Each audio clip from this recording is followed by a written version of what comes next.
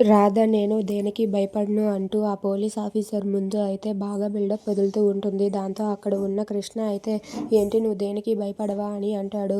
అవును భయానికే నేనంటే భయం అని చెప్పి అంటుంది. ఇక వెంటనే అక్కడ ఉన్న కృష్ణ అయితే అక్కడ బల్లి ఉంది అని చెప్పి గట్టిగా అంటాడు. ఆ మాట వినగానే రాధ వెంటనే భయపడి ఏంటి బల్ల అమ్మో బల్లి అంటూ వెంటనే కృష్ణ దగ్గరకు వచ్చి కృష్ణని గట్టిగా హగ్ చేసుకుంటుంది. కృష్ణని హగ్ చేసుకోవడంతో కృష్ణ అయితే ఒక్కసారిగా షాక్ అయిపోతాడు.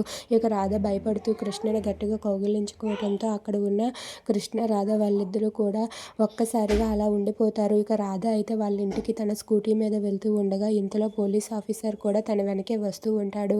ఇక అక్కడ ఉన్న కొంతమంది రౌడీలు రాధని వెంబడించి ఈరోజు ఆ సీనయ్య కూతుర్ని ఎలాగైనా సరే మనం కిడ్నాప్ చేసి తీసుకుని వెళ్ళిపోవాలి అని చెప్పి అంటారు. దాంతో అక్కడ ఉన్న రౌడీలైతే రాధని తీసుకువెళ్ళడానికి ముందుకు వస్తూ ఉంటారు. ఇక రాధ వెనుక ఉన్న కృష్ణని చూసి షాక్ అవుతారు.